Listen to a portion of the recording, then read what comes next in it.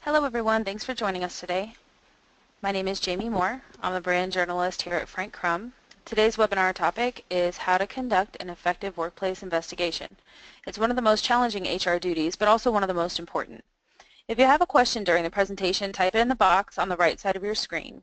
We'll be able to answer your questions during the webinar and at the end of the presentation. Then our Human Resource Manager, Christine Paul, will host a Q&A session. If we can't get to your question at the end, we will answer you via email. We will also email you a recording of this webinar next week along with the slides. Now I know many of our Frank Crum clients are on this call today, and I'd like to take this opportunity to say thank you for your business. We appreciate it. For those of you who are not our clients, welcome. I'd like to start with a very brief overview of our business, and then I will introduce our speaker. Frank Crum is a family-owned organization located in Clearwater, Florida, and has been in business for 35 years. Our companies consist of Frank Crum PEO, Frank Crum Staffing, and Frank Winston Crum Insurance. The PEO, which stands for Professional Employer Organization, enables clients to cost-effectively outsource the management of human resources, employee benefits, payroll, payroll taxes, and workers' compensation. As a result, our clients can focus on what they do best so they can grow their bottom line. Let's get started. Presenting today's webinar is our HR consultant, Nanette Madera. Nanette is a bilingual certified professional with over 10 years experience in human resources management, training, and organizational development. She is also a consultant for Frank Advice, our premium HR consulting service. Take it away, Nanette. Thank you, Jamie.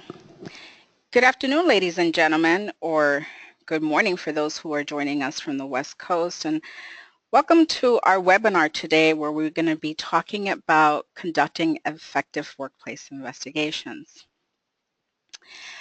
As some of you may have already found out, at some point, companies of all sizes are likely to be faced with special circumstances that may require a workplace investigation, and it is our goal today to provide you with information to assist you in this process. So, with that in mind, our focus today will be to discuss the circumstances in which an employer should conduct an investigation and the reasons why. I will provide you with tips on the best practices for conducting an investigation, as well as identify the different stages of the investigation process. And I'm going to point out the common mistakes that have been identified and made during workplace investigations. So, before we get into the nitty-gritty of conducting effective workplace investigations, I think it's important that we take a moment to know what exactly is an investigation. The definition of an investigation is a detailed or careful examination. It is also defined as formal inquiry or systematic study. Let's contemplate on this for a moment. Once you know you will be conducting an investigation, you will need to make the main priority for the process to be a fact-finding exercise that focuses on collecting all the relevant information on the matter that you're investigating. So this is important of having all the facts because you can be confident that you're making an informed decision, and this will enable you to make the most appropriate action on your findings. Now, I will tell you up front that conducting an investigation is not always going to give you a clear-cut answer, and I'm going to talk a little bit more about this in the upcoming slides. But again, you want to focus on finding the facts. You don't want to set out to do an investigation to prove what you think the outcome should be. Just focus on what actually happened, what your witnesses are telling you, and what is going on that maybe you need to take action on. So why conduct an investigation? Well, I have come across some employers who feel they're too busy or have more important things to do than to actually sit there doing an investigation. They feel as if the investigation is a complete waste of their time, and Listen, I get it. I understand having to put out fires every day and continually having to prioritize tasks to meet those deadlines. Not to mention those things that pop up day to day that we don't even plan for. But let me tell you about why conducting an investigation in an effective way should be one of the things that you want to prioritize. When you conduct investigations, it creates a speak-up culture. And by creating a speak-up culture, your employees are very likely to feel comfortable coming to you or someone in your company first about what is going on. Most times, employees tend to not speak up because they fear retaliation, or they've heard through the grapevine, or they feel as if they've been labeled as a whiner or whistleblower. And sometimes employees just believe that nothing will be done. Perhaps they don't even want to get involved, and a lot of times employees don't even understand that there's certain policies that are in place that might protect them from certain behavior that is going on in the company. As an employer, having a speak-up culture can prove to be a very good thing. And trust me when I tell you that it may be better for you if the employee comes to talk to you first rather than going to an attorney or running down to one of the agencies where they can file a lawsuit. So in the end, having the employees come to you first can prove to be beneficial for you.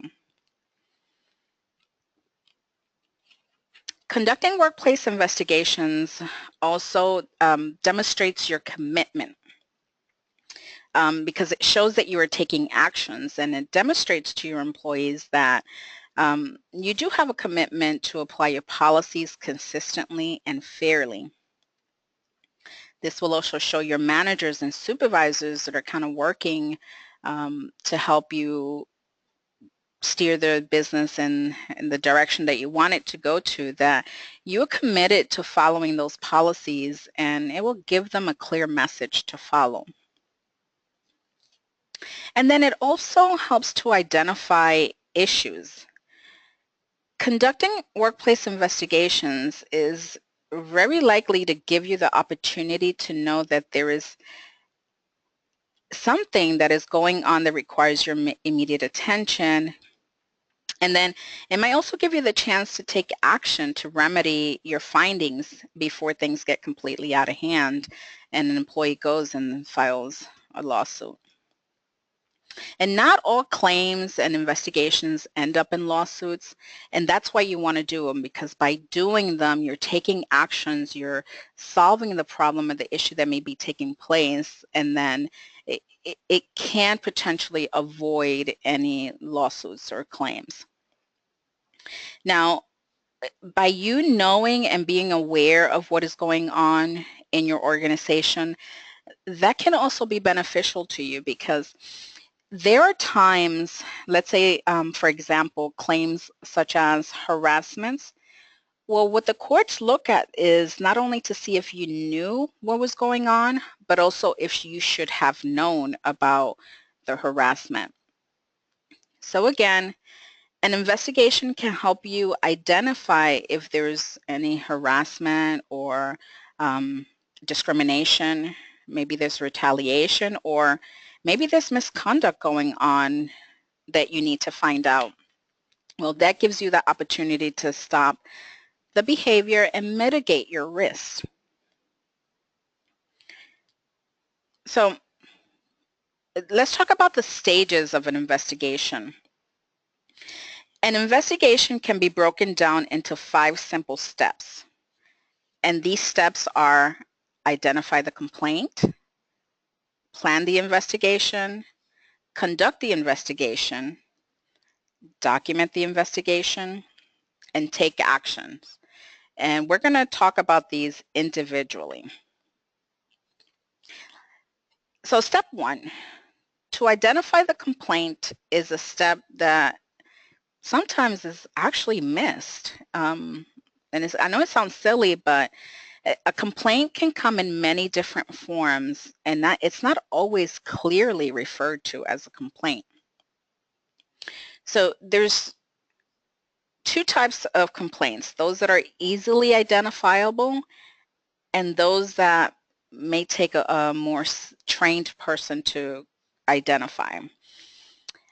The easily identifiable complaint may either be in writing or verbal.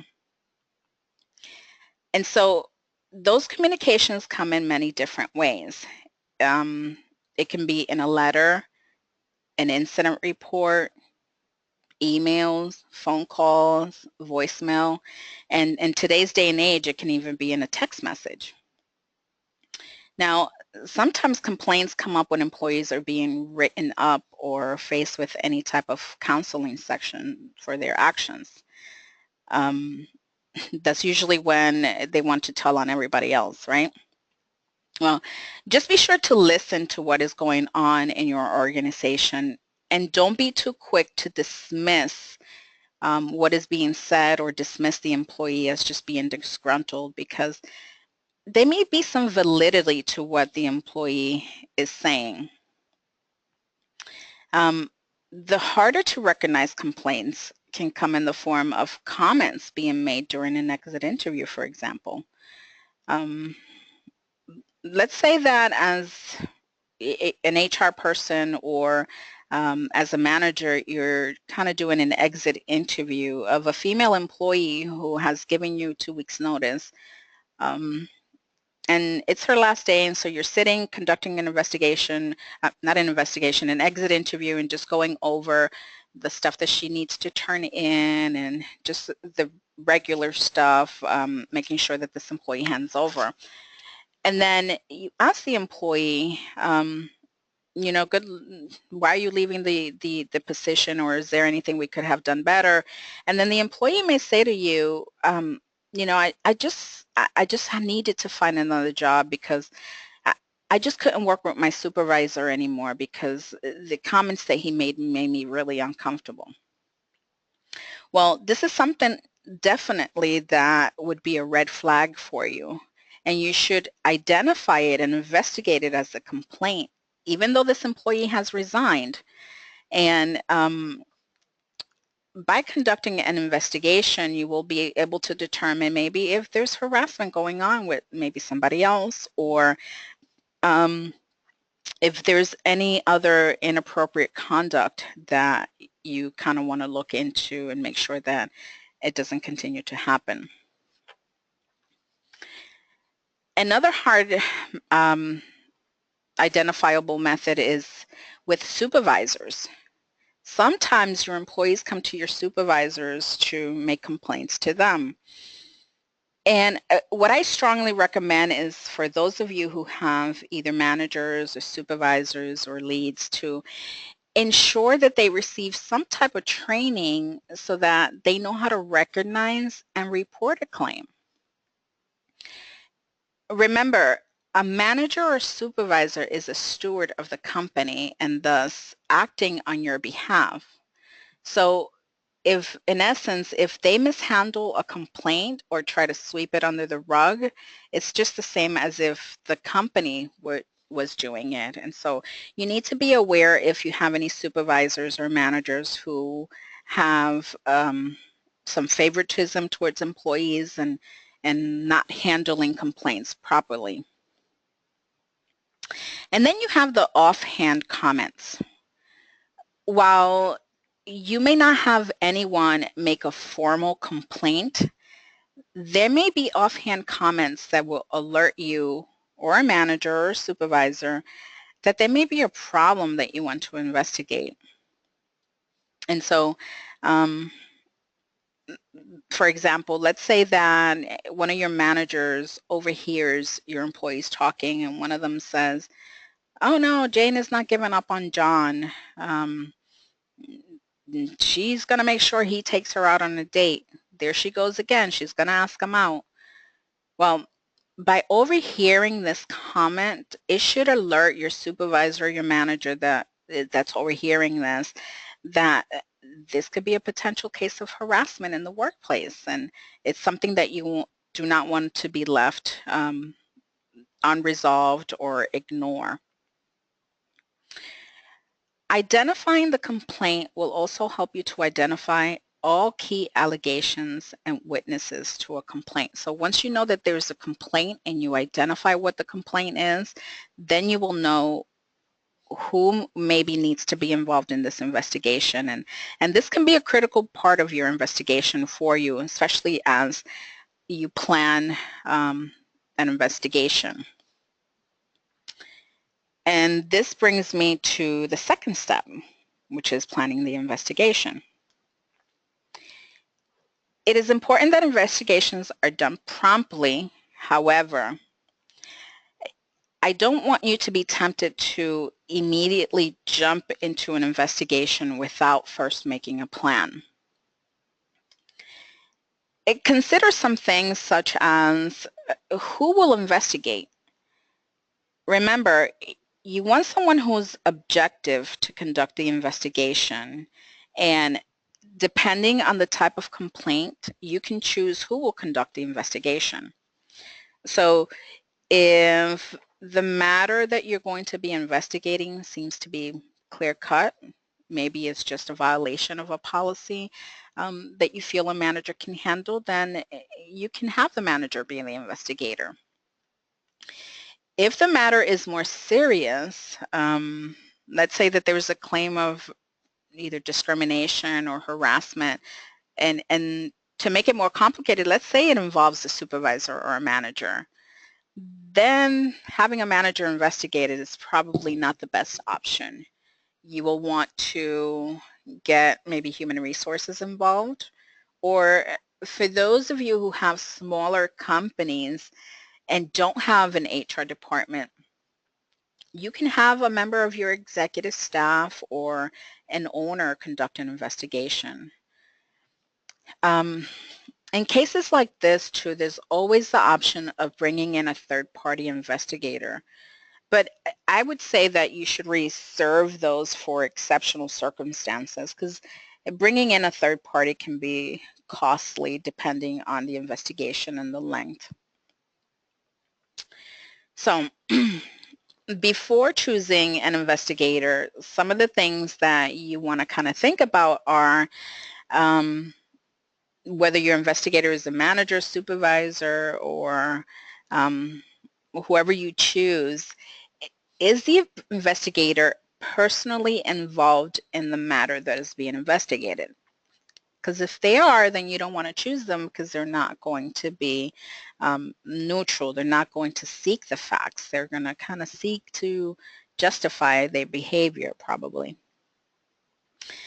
You also want to think about, would selecting this individual as the investigator be a conflict of interest? So is the supervisor investigating a matter in which maybe they have a family member that's working in the company and it involves them? That would probably be a conflict of interest. And again, we're looking for the facts, so you want to make sure that there is no conflict of interest. Would the investigator likely would the investigator be likely influenced by the employee or people being interviewed? And again, we go back to favoritism. If there's any favoritism going on in the organization, not to say that having someone as your favorite or your go-to person, that's not illegal, but you want to make sure that that's not going on what they're investigating, because you don't want an investigator to be compromised or the investigation to be compromised in any way, and for there to be appearance that it wasn't truly the facts that are being reported or documented. And so the other thing is, does your investigator know how to conduct the investigation? Have they had any type of training or guidance on how to conduct the investigation? And then you want to make sure that the investigator that you select has good written and oral communication skills, because you want to make sure that they are able to communicate clearly what they're asking and that they're also able to interpret what is being said back to them. And then at the end of the investigation, there's whole this documentation stuff that we're going to talk about. So you want to make sure that they have those skills to be able to carry out the investigation. Another thing you want to consider is what will be investigated.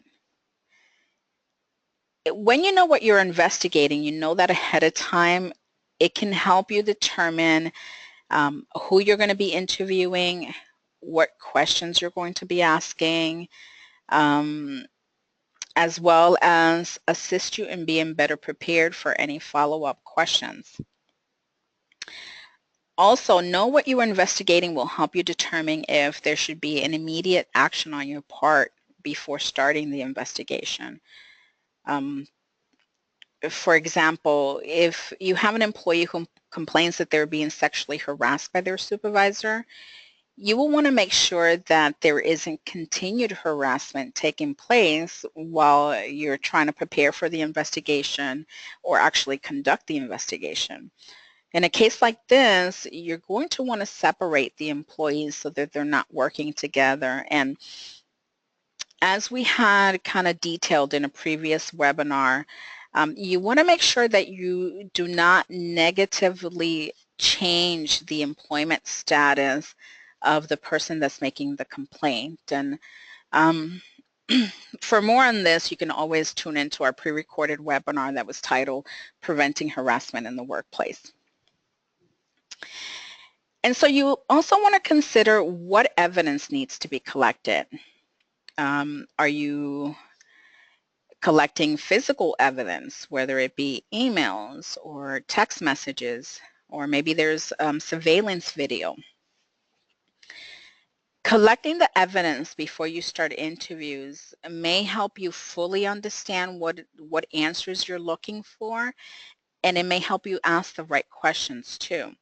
So, for example, there was this scenario where an employee went to HR and complained that there was another employee who followed her to a copy machine, and while at the copy machine made inappropriate comments, and the employee just continued to follow her to the different locations that she was going to. And so what the investigator did was kind of went and pulled the codes from the copy machine, because they had codes to make copies, and realized that the only code that went into the copy machine was the person making the complaint. And so when the investigator was conducting this investigation, the investigator was able to ask the person, well, if you were there to make copies, did you enter your password? Tell me how you went about making the copies. How long were you there?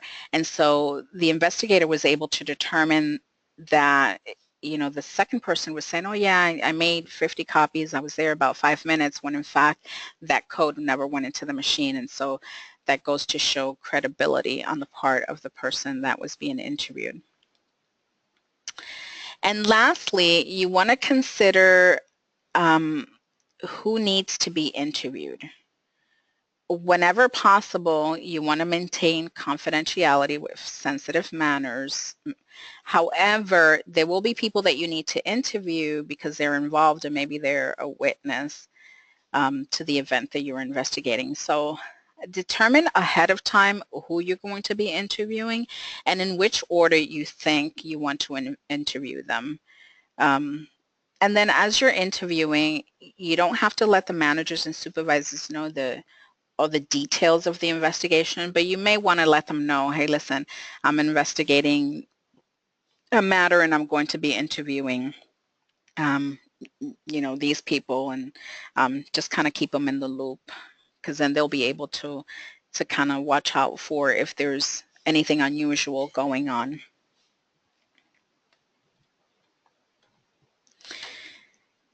So conducting an investigation is not an easy task for anyone involved. Typically, the people involved in an investigation are anxious and nervous, and depending on the event that's being investigating, sometimes they may even be embarrassed. So while conducting an investigation, as the investigator, you do not need to make any predetermined conclusions. You need to remain objective. Remember that the investigator is there to seek all the facts before making any rash judgments. And the investigator is looking to understand what happened. So you can begin your investigation by telling the person that you're interviewing what your role is as the investigator, what the purpose of the meeting is. And if you have any people other than yourself, the investigator or maybe the manager, if there's anybody else present, you want to tell them what their role is and why they're there. And then you can remind people as you're investigating the need for confidentiality in the process. But also during this process, you can seek to see if there's any other possible witnesses that you can interview. It's also a good practice for an investigator to review written policies to understand if any issues are being violated. And if you do that ahead of time, also you'll be able to determine what are some other violations that are going on. Again, a good investigator will get the answers needed while not adding any unpleasantness to an already uncomfortable situation. And that should be your goal, is to get the facts, get the responses that you need, not add any additional unpleasantness. And you want to you want to steer completely clear of aggressive tactics. You will want to ask open-ended questions, as these will encourage the witness or person being interviewed to open up. And so open-ended questions are those that do not solicit a simple yes or no response. So, and you also want to make sure that you're not giving the person that you're interviewing leading questions. So, for example, if you're asking your witness, well, did you see Jane ask John out? You're going to get a simple yes or no question. But if you say, hey, tell me, what did you see? Then that opens up the conversation to, well, this is what I saw, and they're giving you their facts. You can also ask, well, tell me what happened. Or how did the argument begin, if maybe you're investigating an argument? How did it begin? You can also ask follow-up questions such as, when you say the employees stepped up to each other, what did you mean by that? You can seek and ask them to clarify what their statements are or what did they mean. And then you can also ask questions like, is there anything else that I should know about the incident that I didn't ask? Again, these type of questions will open up for follow-up questions, and they will open up the person being interviewed to give you details and information that you're looking for. And then while you're conducting the investigation, you can allow for silence. And I don't mean an awkward extended period of silence, but as the investigator, when you're conducting the interview, do not feel like you need to cover every single moment of the meeting with questions. And it's okay for there to be silence, especially if you're taking notes. It's okay just to look down and write down the facts that you're writing. And again, this brings me to taking notes. While you're taking notes, you are, again, just writing the facts. You want to avoid any nicknames. If you're addressing the complainant in a certain form, you want to make sure that you address everyone in the same format. So if you call someone by their last name, say it's, John Doe, you're calling him Mr. Doe, then you want to make sure all the other witnesses are addressed by their last name. And don't switch styles in your format, because this may give the perception of either a bias or that you tend to like, you know, you have a favorite over one over the other. So you want to make sure that you address everyone consistently and in the same format. And then very importantly, you don't want to turn an interview process into a disciplinary meeting. If you do that, that would mean that you very likely came to a conclusion without hearing all the facts. Not to mention that if you need to continue the investigation, you will likely not get cooperation from that person. And maybe if you need to have a follow-up meeting for additional questions because of information that you receive from other witnesses, if you want to come back to that person for follow-up questions, then it's very likely that that meeting will not be very productive.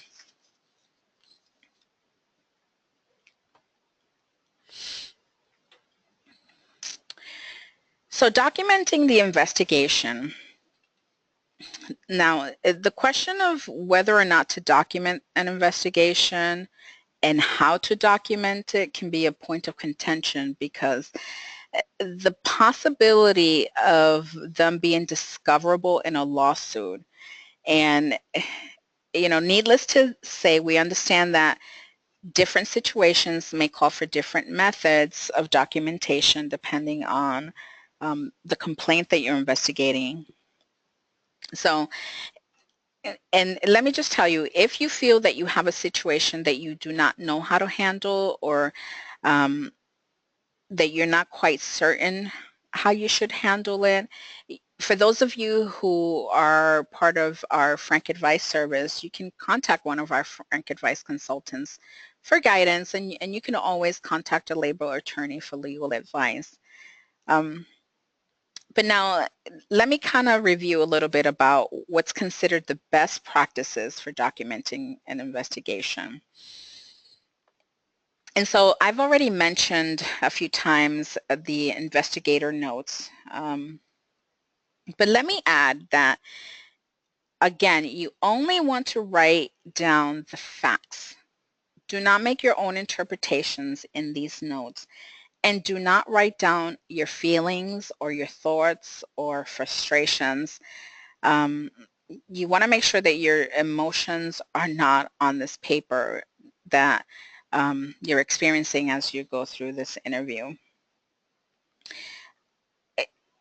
A witness statement is essentially the investigator's notes. So those notes are going to be used as a witness statement, and they are taken during the interview process, and they're written, and usually they're given to the person that you're interviewing to kind of review, is this what we talked about, and allow them a few minutes to kind of review them and say, yes, okay, and then you should ask the person to sign them and date them. So again, that's one of the reasons why you want to make sure that you're only documenting the facts and not putting your feelings or frustrations on there. So if you think someone's lying, don't write in the margin, liar, liar, pound out fire. You want to reserve those. And so there are two forms of investigation reports. One is oral and the other one is written. And while they both have their advantages, I'm going to give you the information for you to decide which one you think will potentially be the most beneficial for your investigation. So the first one is oral reports, and with that is just what it sounds like. It's not documented on paper, it's just something that is said, and there's nothing that may be required if there's ever a lawsuit. The written report, on the other hand, while it may be something that you might have to turn over in a lawsuit, it kind of enhances the legitimacy of the investigation.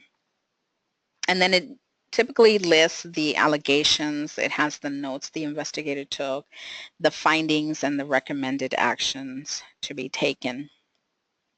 So for those who decide to do a written report, you should keep in mind that the report will be very likely read by others, not just you.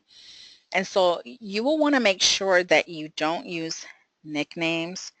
You want to make sure that you're objective in your writings, stick to the facts, and again, do not include emotions or personal notes, and make sure to always use appropriate language.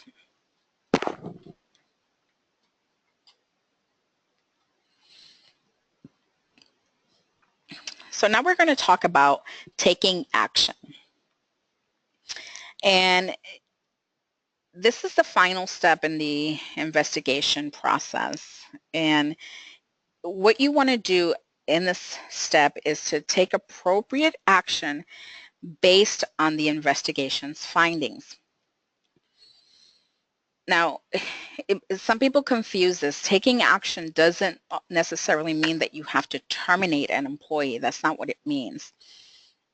The purpose of conducting an investigation is so that you take measures and put them in place to stop whatever actions are causing the complaint and to keep it from happening again.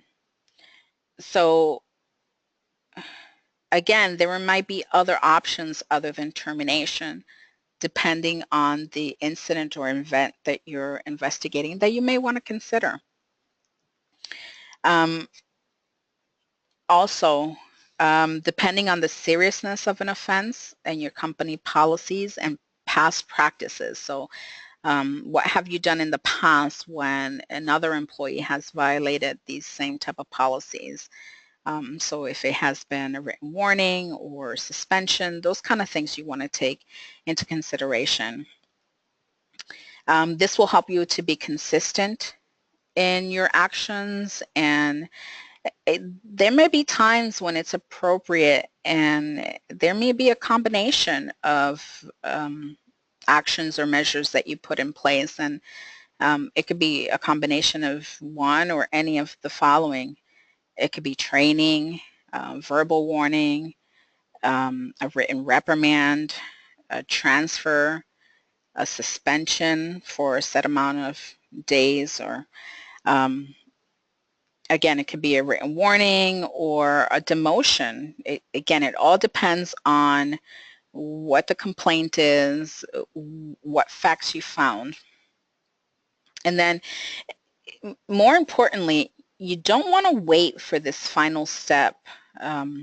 You want to make sure that you go ahead and implement it swiftly. Again, the step will ensure that there isn't continued practice or whatever problem has caused the complaint, that it doesn't continue.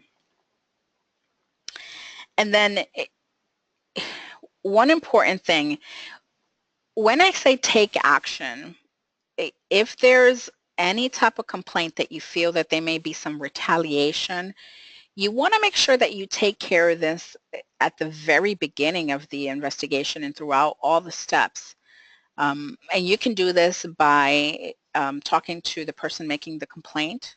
You want to tell the complainant that if there's any repercussions that they're experiencing or something happens, any type of retaliation, to come to you immediately and report it.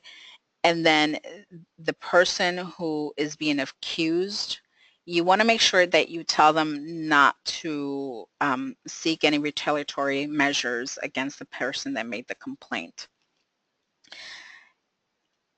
And again, this does not have to wait till the final step. You can do this from the very beginning. Don't wait till after the investigation, because let's say the investigation takes you a week or two, or even if it's just 2 or 3 days, you want to make sure that the action is not continuing to take place. And so let's talk about after the investigation.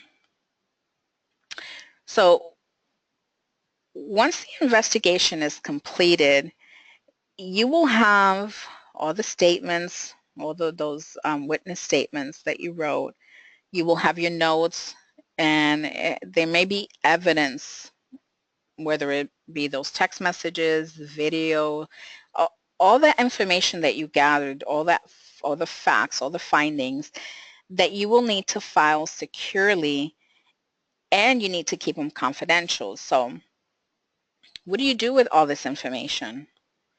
Well, the first thing is that you can't dispose of or get rid of any records pertaining to a pending legal claim. So if you conducted an investigation and the incident ended up in some type of a claim, you want to make sure that you don't get rid of that, because that can kind of land you in some hot water. And so after an investigation, what will you do? Well, you will need to keep the documents for the set amount of time. And if there's a legal proceeding or any actions, any legal matters pertaining to it, you want to make sure that you keep it until you have a final disposition on the case.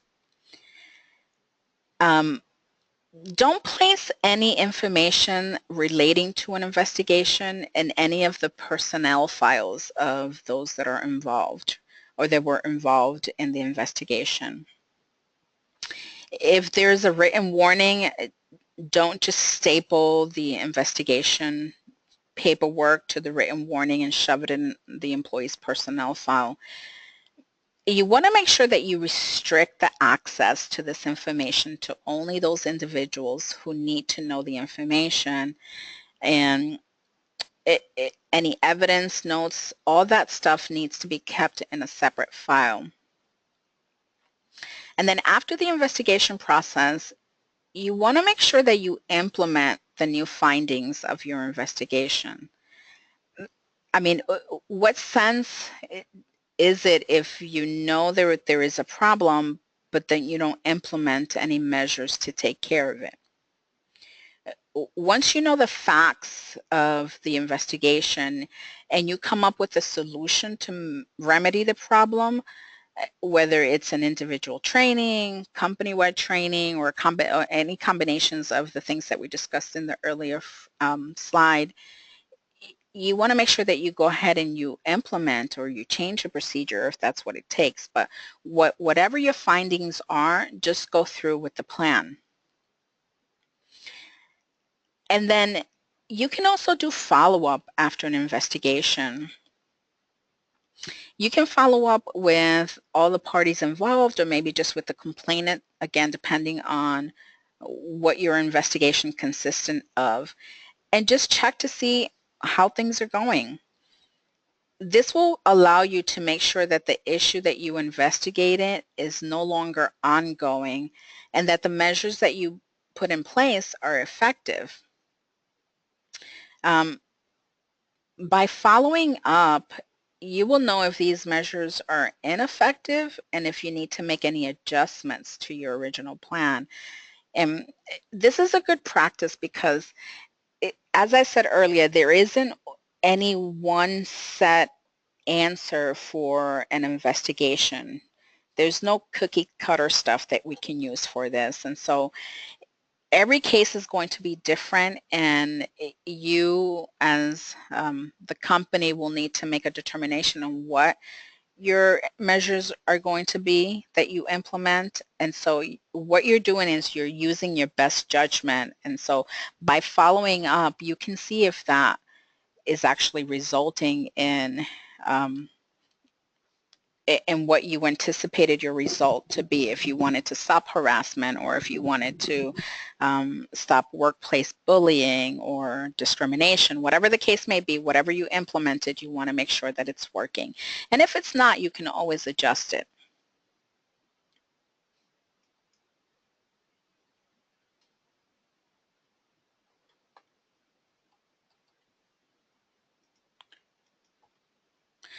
Okay, so now we're going to talk a little bit about mistakes that you want to avoid. An unsuccessful workplace investigation may leave important issues undiscovered and may hurt a company that's going through a litigation process. And so just to recap some points that we have already pointed out, and to kind of tell you about some of the things that we see that employers do that maybe they should have done a little bit differently during the investigation. So that's what we're going to talk a little bit about now. So the common mistakes that you want to avoid. And the first one is failing to plan. As that saying goes, if you fail to plan, you plan to fail. Well, that can apply to this as well. Planning your investigation can save you not only time, but it can also make the whole process much smoother because of the reasons that we talked about when we were discussing planning the investigation. The other mistake you want to avoid is ignoring complaints. Do not look at an individual and label them as a whiner when they're making complaints. And granted, they may have a reputation for always complaining or always having an issue, but what you don't want to happen is for you to ignore a complaint that can potentially later on end up to be a costly decision for you for not taking action on maybe something that's legally required on your part, such as harassment. Another mistake is delaying an investigation. And again, yes, you want to take time to plan the investigation, but do not unnecessarily put off an investigation, because this will affect your witnesses' memories, and then it may also seem like you're ignoring the complaint. Losing objectivity. Always remain objective during an investigation process. Remember, you will first need to speak to all witnesses, collect all evidence before you come to a conclusion. And then being distracted. I get it. I understand we're busy. You're running a business that has a million things that you need to do, and you have to handle all of these day-to-day duties.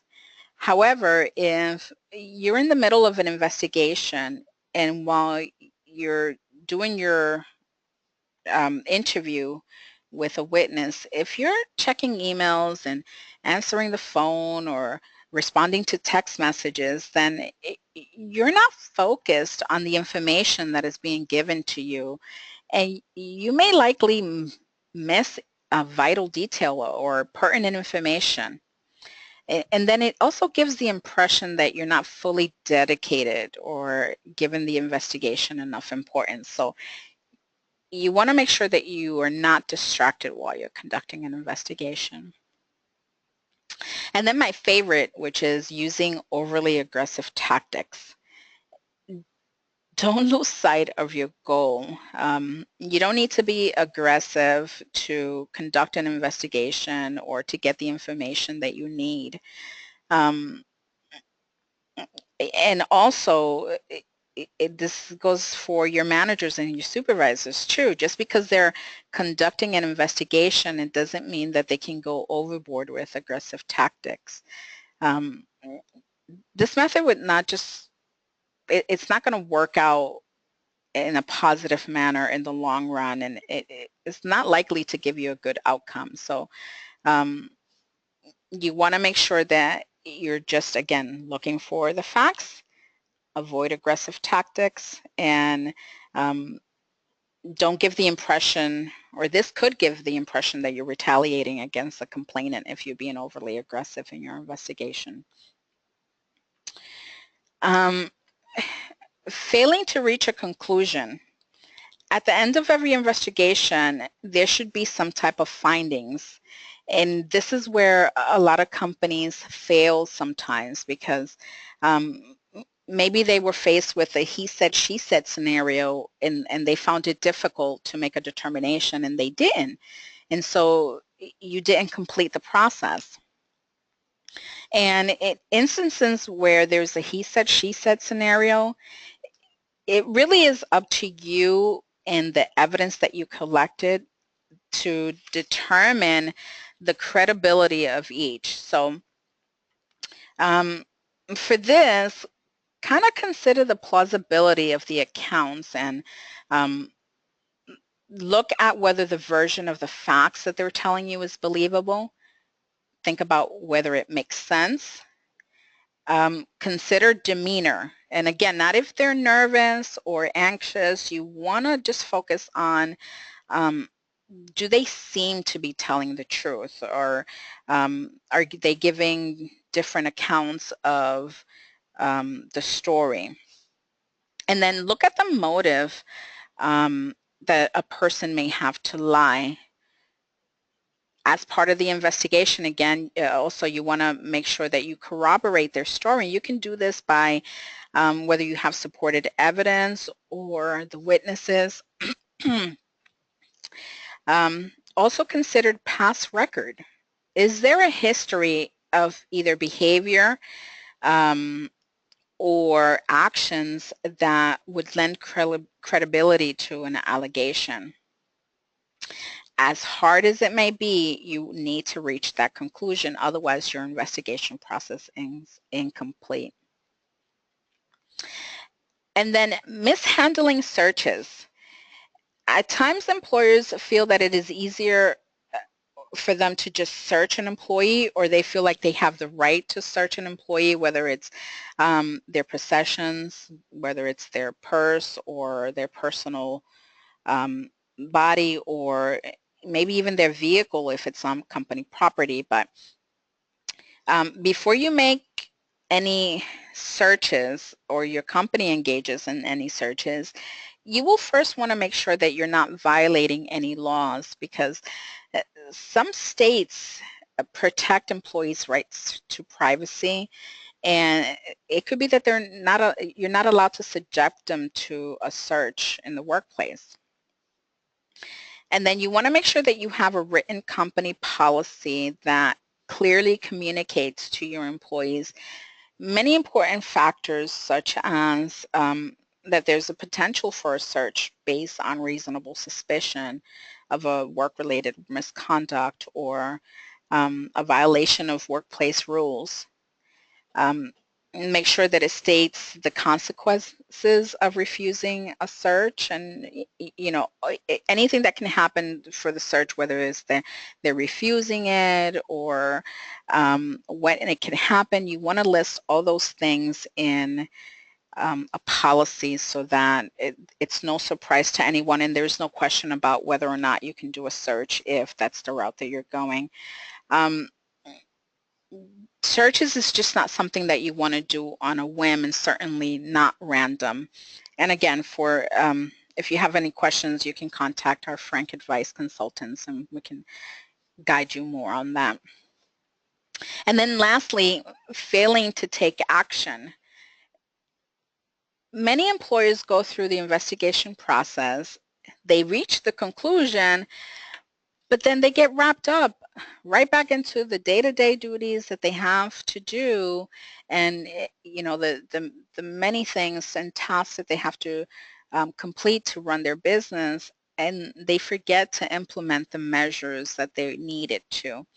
And so whether your measure was training or for an individual, for the entire company, whatever your measure was, maybe it was changing your procedure, you want to make sure that you go ahead and you make that change. Otherwise, you just may be faced with another complaint and then right back to square one with another investigation. So make sure that you complete all the steps in the process and that you implement what your findings are.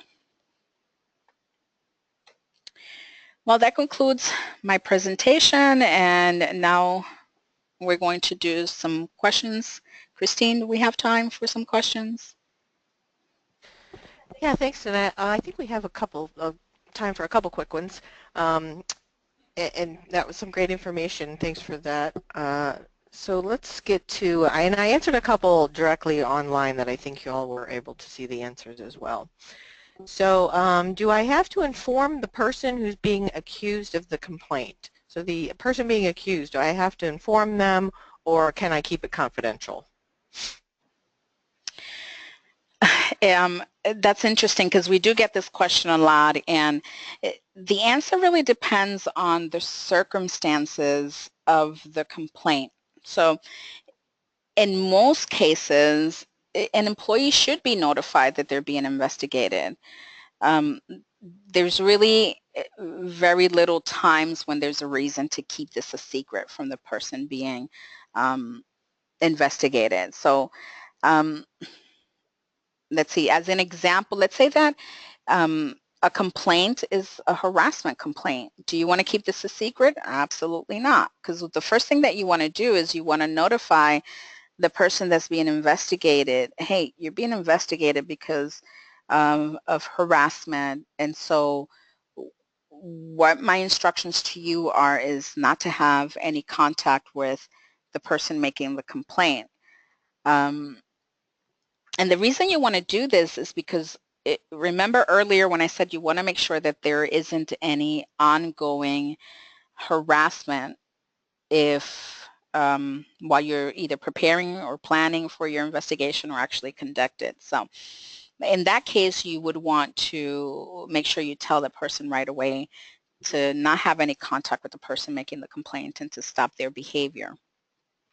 But let's say you have a complaint that's, I don't know, maybe one of your supervisors has inappropriate materials on their company laptop, and you know, goes somewhere, opens up the laptop and is watching these inappropriate materials, and so it's making people uncomfortable. Do you want to let the supervisor know that they're being investigated and there's a complaint? Well, you do, but maybe the most effective way for you in this case is to keep it confidential until you can get the evidence from the laptop.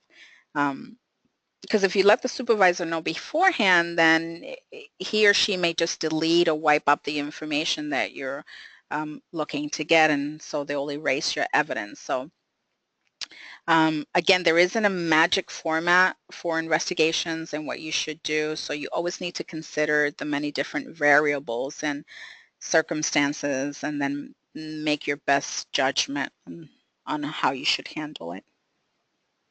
Christine? Thanks, Annette. It looks like we're running kind of short on time, so I'm going to turn this back over to Jamie to kind of wrap it up for us. We will answer all of your questions that you submitted to us directly to you, and then we will also send the questions and answers to everybody who has registered along with the webinar. So you'll see the other questions and answers as well. Jamie? Okay, everybody. Well, thank you again for joining us. And if you do have any further questions or assistance, as Christine mentioned, we will respond to all of today's questions. And then if you have a question that you didn't ask yet that you still want to, the email addresses are there on the screen. Or you could just do frankadvice@frankcrum.com. In closing, we at Frank Crum stand by our brand promise to inspire businesses like yours to be the best they can be. And we hope you have a wonderful day.